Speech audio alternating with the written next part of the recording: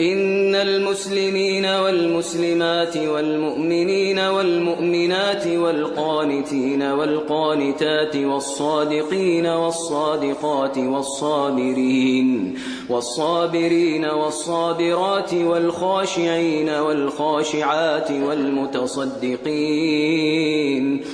والمتصدقين والمتصدقات والصائمين والصائمات والحافظين فروجهم والحافظات والذاكرين الله كثيرا والذاكرات أعد الله لهم مغفرة